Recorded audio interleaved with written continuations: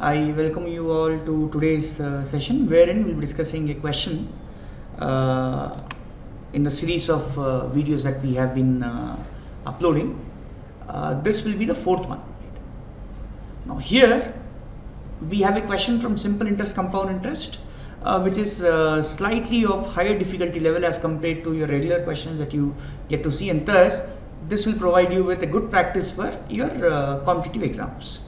Let's look at this question. It says Akhil lent P rupees to Suresh at the rate of 20% per annum.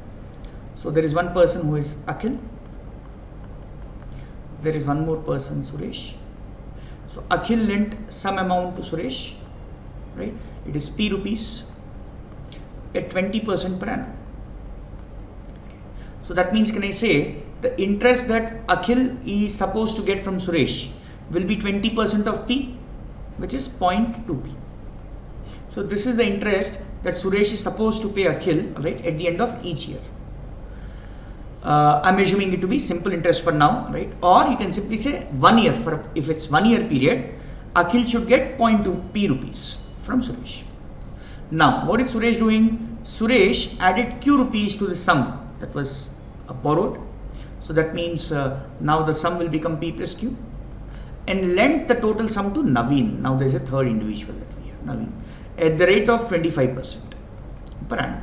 So that means, can I say the interest that Suresh will receive from Naveen each year, right, will be 25% of P plus Q. Had Suresh lent, now he is giving us a different situation. So now he says had Suresh lent P plus 3Q rupees instead. So instead of adding Q rupees, he has added 3Q rupees to P at 15% rate of interest. In such a case, can I say the interest earned would have been 15% of P plus 3Q. The effective interest earned by Suresh at the end of the year would have been 50 rupees more. So in the second case, the interest earned by him, effective interest by Suresh, is 50 rupees more. Find the difference between P and twice of Q, 2Q. Sorry. P and twice of Q. So that means we have to find something like this. So either this or this, depending on which is higher. So let's do one thing. Let's look at the interest, effective interest earned by Suresh in 1 year. Right? At the end of the year, he says 1 year. So how much is he earning? He is earning 25% of P. So that is 0.25P plus 0.25Q. And how much is he paying back to Akhil? 0.2p. So that means the interest earned by Suresh in the first case effectively is 0.25q plus 0.05p. This is what he earns. Now in the second case, let's look at what's happening in the second case. In the second case, Suresh, effective interest earned by Suresh is 15% of P. So it's 0.15p. Plus 3 into 15, 45%, 0.45q. But he has to pay 20%, so 0.2p he will pay. So the effective interest earned by Suresh in second case is 0.15 minus 0.2 will give you 0.05p with a minus sign. And this is 0.45q. Okay. Now it is given to us that this interest in second case is 50 rupees more than the interest in the first case. So that means this minus this, I'll write it down again separately.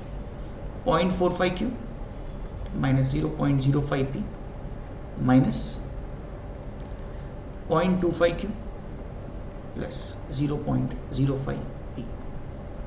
This difference should be equal to 50 rupees. So when you solve this, 0.45 minus 0.25 is 0.2q minus 0.05p minus 0.05p will become minus 0.1p. I can take out 0.1 common, so basically 1 by 10 common. So when I do that, it's 2q minus p,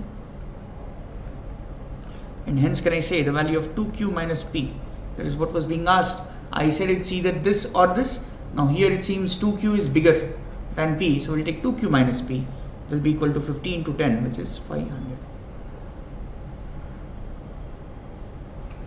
So my answer, find the difference between P and twice of twice of Q is nothing but 500 rupees. So this is how we can get to the answer in this case. Alright, I hope we are clear with this question on simple interest, right? So in this question particularly, however, there were like layers of calculation, but if you do it slowly with a lot of patience, I'm sure this was doable, right? I hope you followed it also. Thank you. This was the question that I wanted to discuss today. Thank you, and all the best.